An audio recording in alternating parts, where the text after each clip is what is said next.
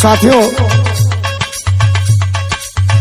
आप मुझे धर्मेंद्र सोलंकी के रूप में जिस रूप में जानते हैं, गांव गरीब किसानों की आवाज तो अपने गीतों के माध्यम से अपने नेता के आदेश पर उठाता ही हूं, लेकिन वर्तमान सरकार का एक एक काला चिट्ठा भी खोलने का काम करता हूं। बड़ी तेज चर्चा है, कलेजा फटा जा रहा है और शर्म से उत्तर प्रदेश का सर नीचे झुका जा रहा है।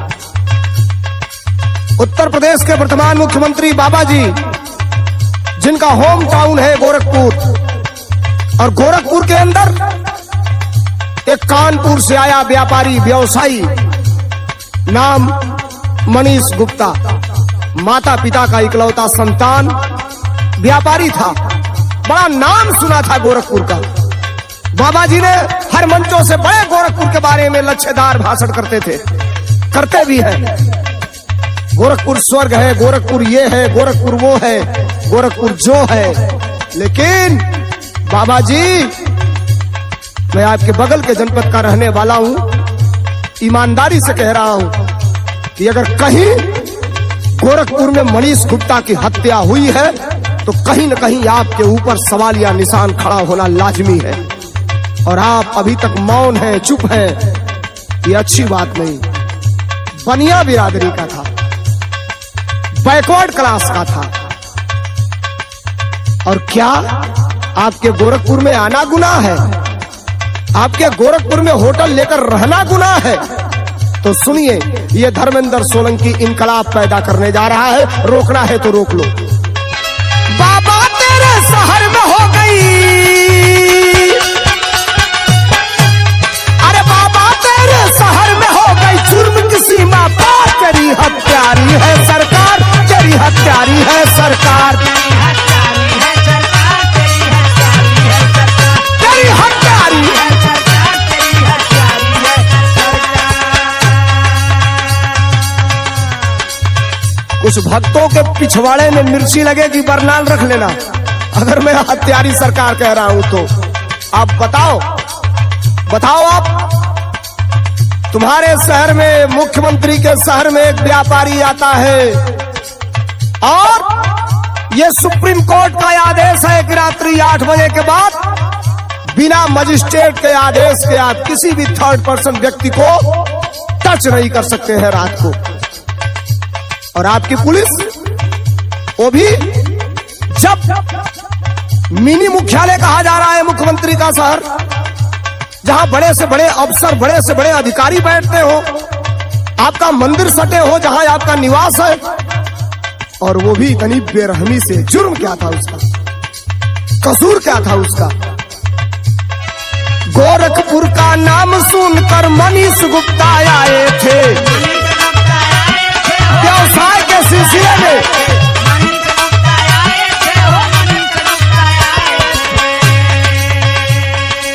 अपने कई साथियों के साथ मनीष गुप्ता गोरखपुर का नाम सुनकर कानपुर से आते हैं और अपने साथियों के संग में वो होटल बुक कराए थे।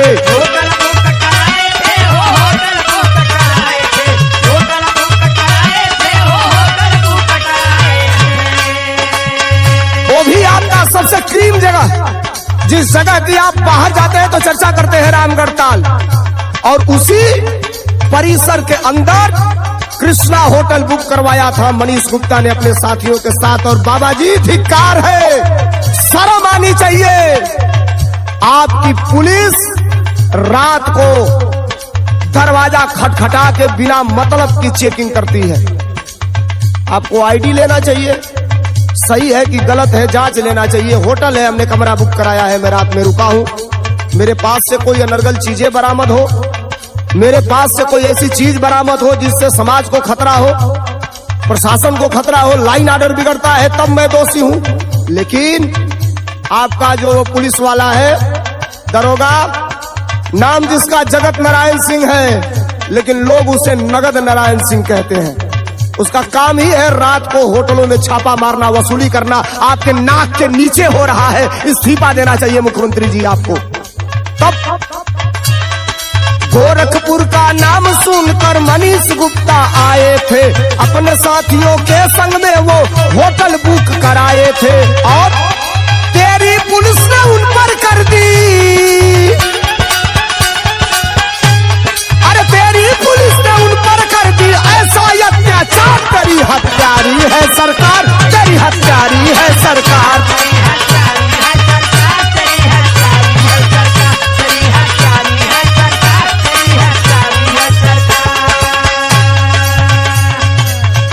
जमीर मर गया था पुलिस वालों का।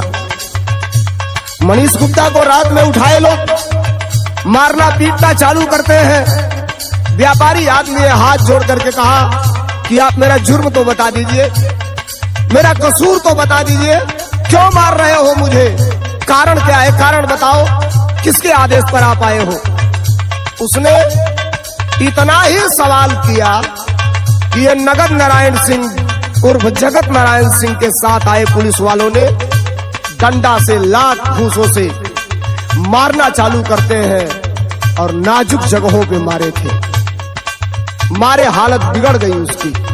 तब ये पुलिस वाले अपने आप हॉस्पिटल लेकर के जाते हैं, जैसा कि पेपर ने बताया, रेफर कर दिया गया पेपर के हिसाब से। लेकिन सत्यता यह है कि ये लोग मारे इतना कि वो होटल में ही इस दुनिया को छोड़ चुका था मनीष गुप्ता।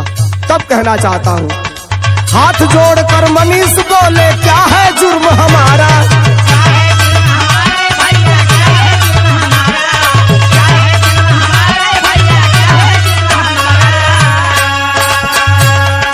पुलिस के लाठी का शिकार बना मनीष बेचारा,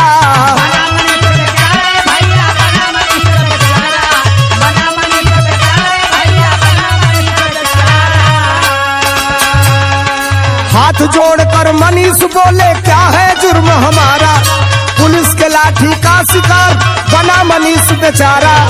और अरे लाठी लातों घूंसों से अब, अरे लाठी लातों घूंसों से अब करने लगे है वार, तेरी हत्यारी है सरकार, तेरी हत्यारी है सरकार।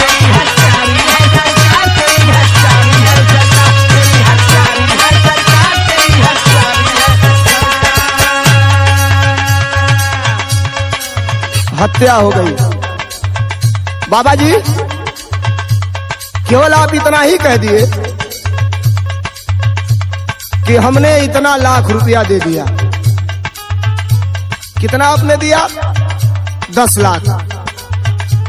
बाबा जी लखनऊ में भी एक हत्या हुई थी, आपने 40 लाख रुपया दिया था। मैं कहना नहीं चाहता था, मैं नहीं चाहता कभी समाज में जातिगत भावनाएं उद्वेलित हो, मैं कतई इस पक्ष में नहीं हूं। लेकिन अपर क्लास के लोगों के लिए 40 लाख और बैकवर्ड क्लास के लोगों के लिए 10 लाख। उसके पत्नी को गैजेटेड अधिकारी बनाया आपने, बड़ी नौकरी दिया। और इसके पत्नी को वो मासूम बच्चा 4 साल का बेटा लेकर के आई थी। टेलीफोन पे जब कोई सूचना नहीं मिली, 10 मिनट पहले बात हुई थी, उसके बाद फोन नहीं लग रहा था। अपने हित मित्र रिश्तेदारों को लेकर के आई, डेड बॉडी लेकर के जा रही थी पुलिस के साथ। 15 पुलिस वाले थे। बच्चा रो रहा था, भूख से तड़प रहा था, लेकिन यहाँ से और कानपुर तक कहीं रोक के बच्चे को खाना तक नहीं खिलाया गया, पानी तक नहीं पिलाई गई। यही है तुम्हारी पुलिस, यही है आपका लाइन ऑर्डर। कहाँ गए वो राज्यपाल महोदय जो समाजवादी पार्टी के सरकार में चींटी मर जाती थी तो बड़े बड़े अखबारों में और टेलीविजनों में बयान देते थे कि उत्तर प्रदेश का लाइन ऑर्डर खराब है। आज दिन दहाड़े रेप बलात्कार हो रहा है। रात में बिना परमिशन पुलिस मार मार के एक व्यापारी की हत्या कर दे रही है मनीष गुप्ता की, और आपकी पुलिस की पीठ थपथपाई जा रही है। आपका डीएम और कप्तान शर्म तो तब आई है जब वीडियो वायरल हुआ है। आपका डीएम और कप्तान उसके पत्नी को धमका रहा है, हड़का रहा है, कह रहा है एफआईआर से कुछ होने वाला नहीं है। जनता का श्राप पड़ता है ना अधिकारियों, तो याद रखना आने वाली तुम्हारी नस्लें खराब हो जाती हैं। अपने बेटे और बेटियों से भी सचेत रहना। आज एक किसी दूसरे का बेटा गया है, जब तेरा बेटा जाएगा तो तेरे कलेजे पे कैसे बीतेगा। और सुनो मुख्यमंत्री जी, मैं आपसे कहना चाहता हूं, बाबा तेरे घर में हत्या हुई है देखो भारी।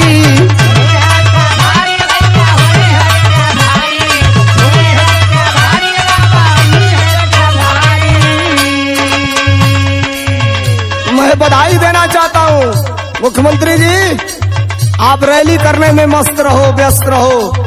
उत्तर प्रदेश की जनता इस बार लाल मिर्चा तोड़ करके अपने पास रखी है।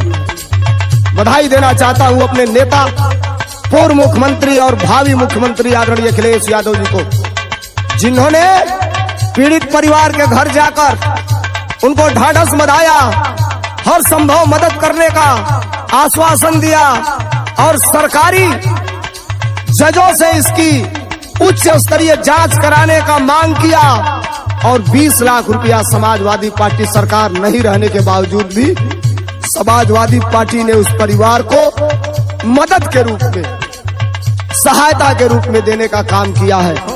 बताओ, माँ बाप का इकलौता बेटा, माँ पहले ही मर गई और पिता हमेशा बीमार रहता है, उस पिता के कलेजे पे कैसा बीता होगा। वो पत्नी जो जवानी में विधवा हो गई, वो 4 साल का बेटा जिसके सर से बाप का साया उठ गया। आप जरा बताओ, वह बेटा, वह माँ और वो बूढ़ा बाप कौन सहारा है? धिक्कार है इसी सरकार पर। और बाबा, माननीय मुख्यमंत्री जी, अगर आपके अंदर नैतिकता होगी तो आज इस्तीफा दे करके आप चले जाएंगे, इसलिए कि उत्तर प्रदेश में इतना बड़ा अपराध मुख्यमंत्री के शहर में नहीं हुआ था जितना बड़ा अपराध आपके शहर में हुआ है। बाबा तेरे घर में हत्या हुई है देखो भारी।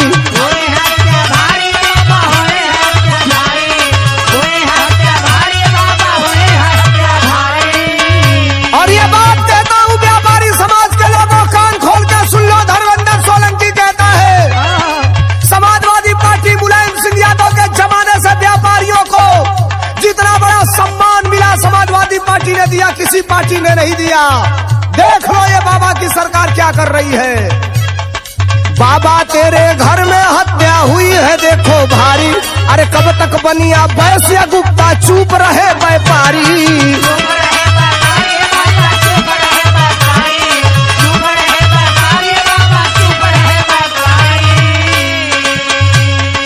बाबा तेरे घर में हत्या हुई है देखो भारी। कब तक बनिया वैश्य गुप्ता, चुप रहे व्यापारी। और अरे धर्मेंद्र सोलंकी की ये पूंजी है ललकार, तेरी हत्यारी है सरकार, तेरी हत्यारी है सरकार, तेरी हत्यारी है, तेरी हत्यारी है सरकार, तेरी हत्यारी है सरकार, तेरी हत्यारी है सरकार, तेरी हत्यारी है सरकार, तेरी हत्यारी है सरकार, तेरी हत्यारी है सरकार। बाबा तुम इस्तीफा दो, सुरक्षा नहीं कर सकते तो उत्तर प्रदेश के मुख्यमंत्री के कुर्सी पे भी नहीं रह सकते।